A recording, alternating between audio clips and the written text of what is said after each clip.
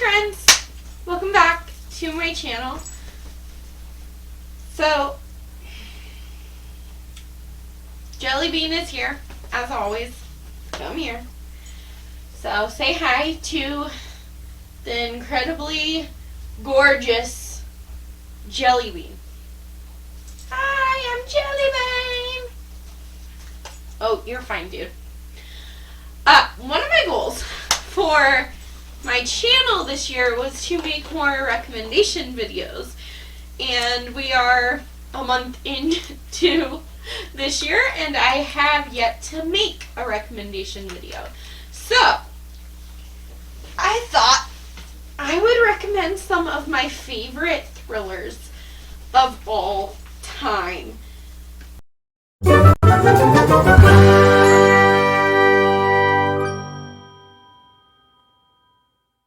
I did not put them in order of how much I love them, but they are all 5-star. Are my favorite thrillers of all time that I have read so far.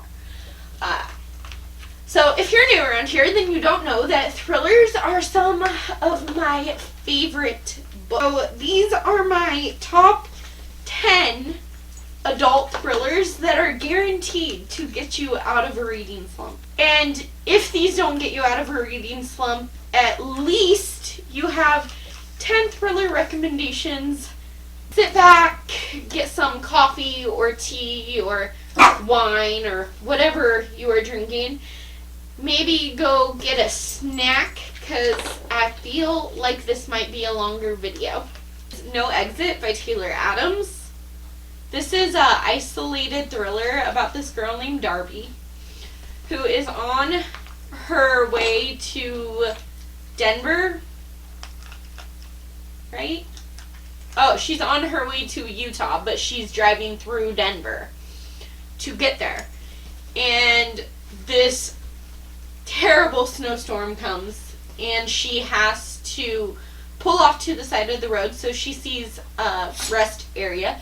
So Darby has to go to this rest area where there are already a few cars there, and she gets out of her car, and in the car next to hers there is a child in a cage.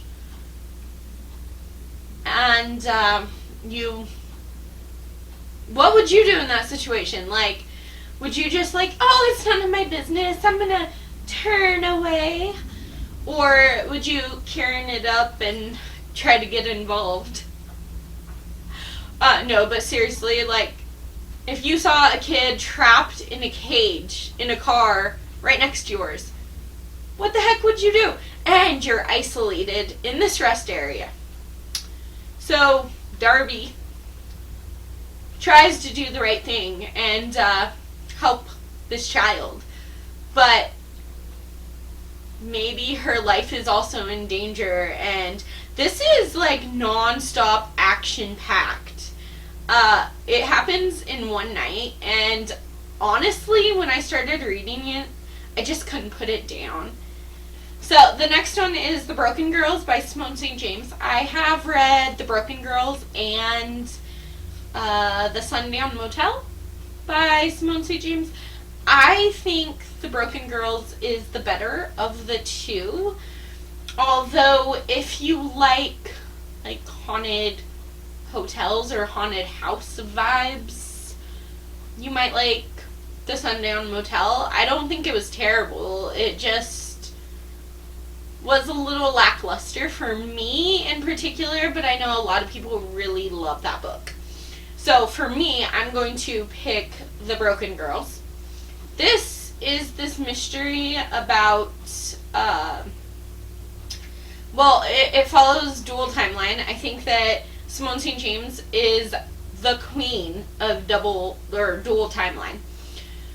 And you follow this, school for girls in the 1950s in Vermont when it's first opening, and there's, suspicious things happening around that time. And then you also follow, I think her name is Fiona, who she went to this school like 20 years ago, so it's 2014 in the book, and 20 years ago her sister went to this school, and her sister's body was found near this boarding school that no longer exists.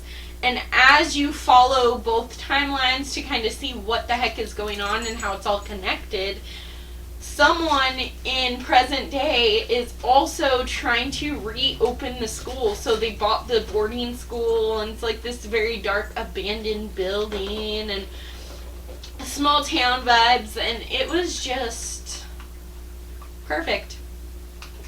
This next one, I question if it's a thriller.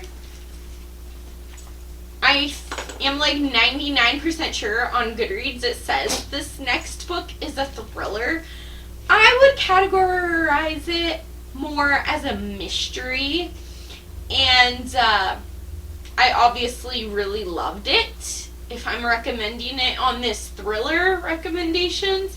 So go, if you pick up this book, know that I think it's more of a slow burn mystery more than a action-packed thriller like most of the rest of these.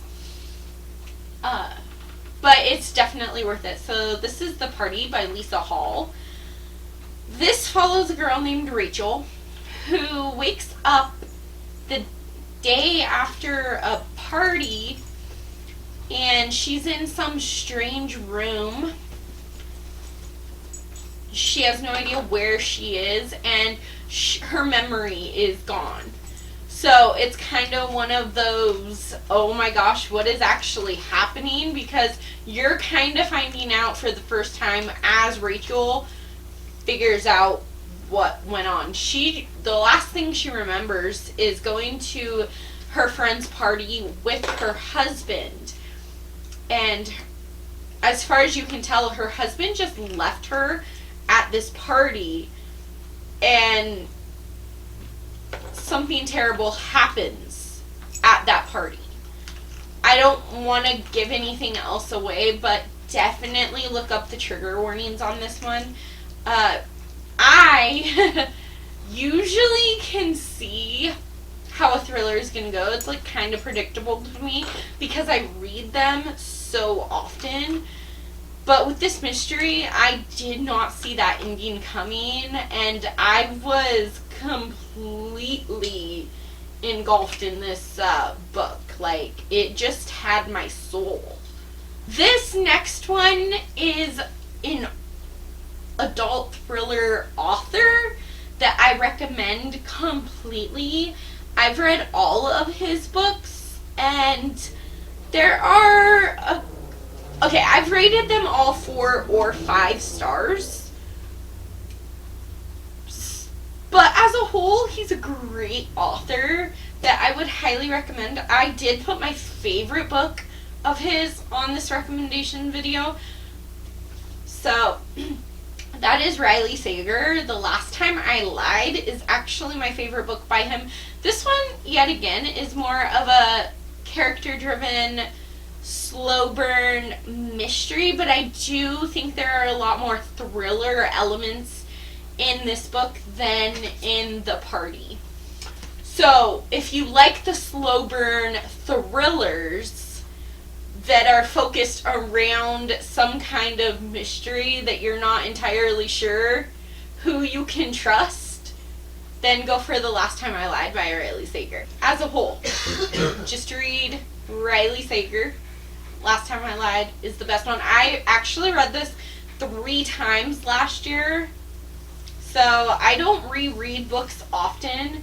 I definitely don't reread mystery thrillers, but this one I picked up 3 times in 1 year. So that has to tell you something. There's something about this book. It's very dark and atmospheric. And I certainly didn't see the ending coming, and I don't trust anyone in this book. You follow Emma? I think her name is Emma. And she went to this summer camp when she was 13, and her cabin mates all disappeared. And now it's 15 years later, and Camp Nightingale is reopening for one final hurrah. Because they closed down that year that these girls went missing and they haven't reopened. So Emma gets invited, and, you know, one poor decision later, she ends up going. And she's just like, you know what, I'll go, that way I can investigate what really happened to my friends 15 years ago. So you follow dual timeline, and it was really good. It was great. There is Here and Gone by Halen Beck. This one I've also talked about quite a bit when I first read it last year. This is a book in which you follow, I can never remember her name, Audra. For some reason I thought it was Lily, and I knew that was wrong. But Audra. You follow Audra, who's leaving her abusive husband. And she is going from Pennsylvania to California when she gets stopped by the police in the deserts in Arizona. And they basically haul her in, and the entire night she's like, please let me go, I really need to go take care of my kids, please, please, please, please. And the cop comes back to the police station, and he's like, what are you talking about? You didn't have any kids. And she's like, yeah, my kids were in the back seat. Please let me go. I promise I'll stick around town if you want to write me a ticket, or if I have to go to court or whatever. And he's just like, no, I'm serious. You didn't have any kids. You had empty car seats. So he is giving you his perspective of what happened and how there were no kids. But you have Audra, who you definitely question her mental health. And you question if she is even someone that you can trust, but she swears up and down that her kids were in the back of the car.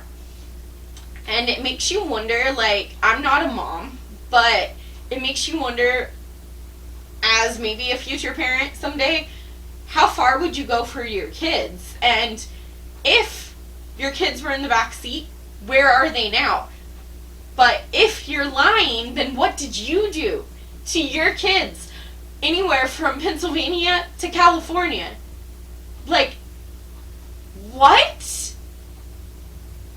And this was mind-numbing because I really had no idea what was going on through most of this book.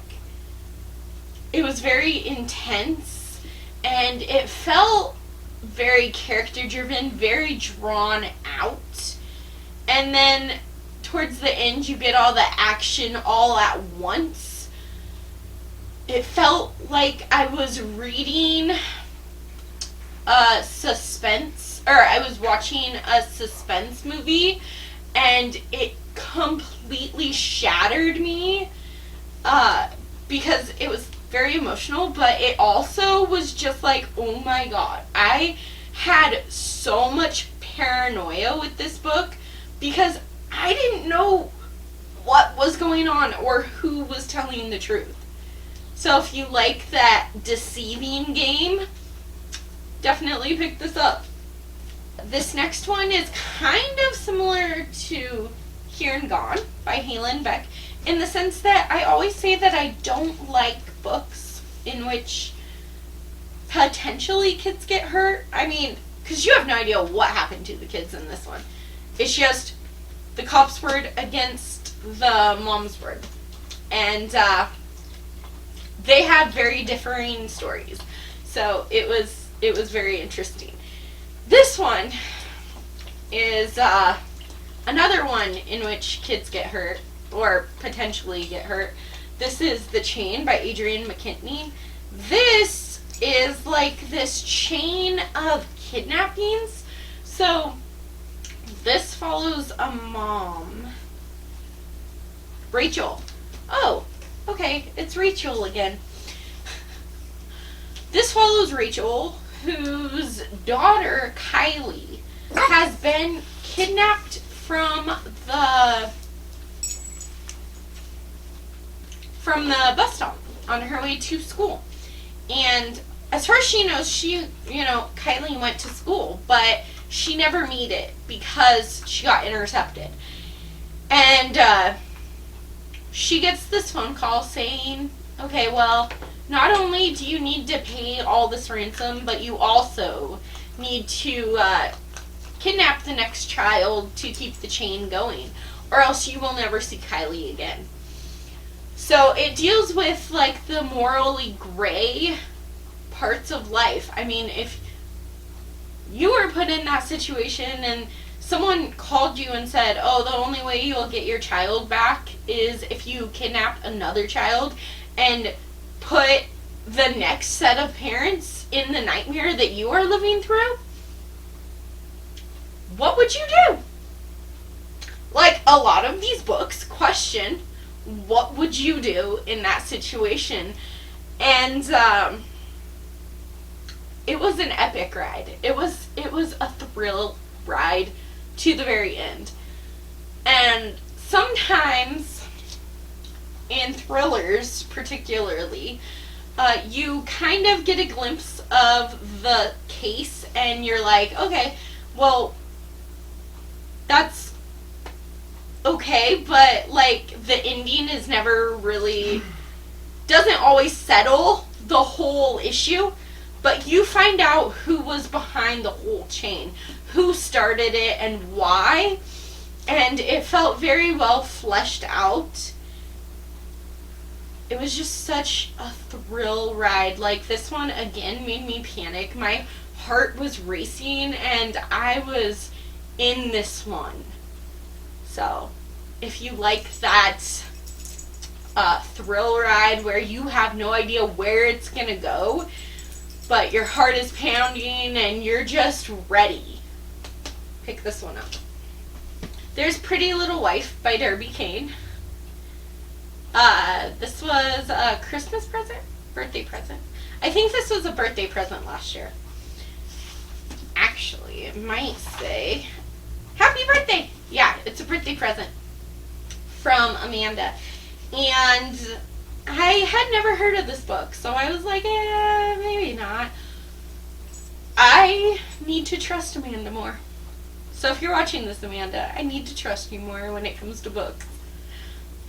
But this is like another edge-of-your-seat thriller in which you start with Lila confessing to murdering her husband. She doesn't confess to anyone but you. But you're reading it and she's like, I killed my husband. I put his body here. And the next thing you know, when she goes to retrieve the body, it is no longer there. And dead bodies don't just get up and walk away, do they? So that is how this one opens. And then later on, Lila starts getting these creepy messages that only someone close to her would know these things about her. So it makes you question not only her sanity, but your own. And you wonder if she really did murder her husband, or if maybe she only thought she murdered him, or what the heck is really going on in this book. And then, when you think you have it all figured out, I can almost guarantee that you are wrong. Because I was like, oh, okay, you know what? I'm enjoying the ride, but it's very predictable. And then the last page, the page before the last page, anyways, we're right at the very end. Something mind-blowing happens, and you're just like, wait, what did I just read? This whole thing, what? So if you like to be confused and not trust the narrator and not even trust yourself, pick this one up. Okay, then there's The Night Swim by Megan Golding. This is one that I know a lot of people have read with good cause. It's really good. So this has a podcast element, and this one yet again follows a girl named Rachel, who is the podcaster. She goes to this small town to be listening on this rape trial that is happening in this small town where this boy raped this girl, but because he's like a football star and, you know, everyone like loves him, he's super popular, he might get away with this rape. And while she's there, someone is leaving her notes on her car, and they are kind of creepy notes, but they're also asking her for help. But yet this person will not come and talk to her in real life. This person just decides to leave weird messages on her car, which are kind of creepy. And you dive into both mysteries of the rape trial and the podcast and whoever is following her. And then we have The Collective by Allison Galen. I buddy read this with Amanda a couple months ago, right? In January? No. December? I don't read this, but it was kind of recently. This is super interesting. So, you follow this group of moms who are dealing with grief because all of their children have passed away. And they all blame different people. Some are because that person murdered them, or so they all blame these people, usually men, for their child's death. And it's because, you know, they think that they were murdered. And the justice system is not helping them. The justice system is not doing its job. So these women decide to take justice and vengeance into their own hands and get rid of these bad people who are the reason their children are gone. It was terrifying. Like, okay, so Camilla makes dumb choices from the very beginning. So if you can't get behind a protagonist who makes dumb choices after dumb choices, then don't read this. I typically can't get behind that, but her reasoning behind it made sense to me, so I was okay with it in this instance. But she made really dumb choices, and she put herself in a lot of harm's way. And everything is not what it seems in this book. The payoff, was it kind of predictable? Yeah. Are you gonna be like, is your mind gonna be blown? No, definitely not. I didn't see exactly what happens at the end of this book happening, and I didn't predict the exact ending, but I think that Amanda and I were on the same page where we knew something was going to happen, and we were on the right track. So if you want like an intense thrill ride that's a lot of fun and a little predictable, maybe a little cheesy at moments, pick The Collective up. Okay, and our last thriller recommendation for this video is the only Ruth Ware book that I have ever remotely liked. I actually gave this one 5 stars. I loved this book, but all the rest that I have attempted to read have been DNFs. Yeah, her writing is just not typically for me. I think why I like this one is because it's written in like letter format, You are following Rowan, who is writing to a lawyer to represent her after she is arrested for murder. That's how this book starts. And through these letters, you find out who Rowan is and what really happened to this family. So Rowan is a nanny, or she was a new nanny to this rich, wealthy family that has this smart house that you sometimes wonder if it's on the fritz, or if the house is haunted, or if Rowan is just very unreliable, or maybe a combination of all three. And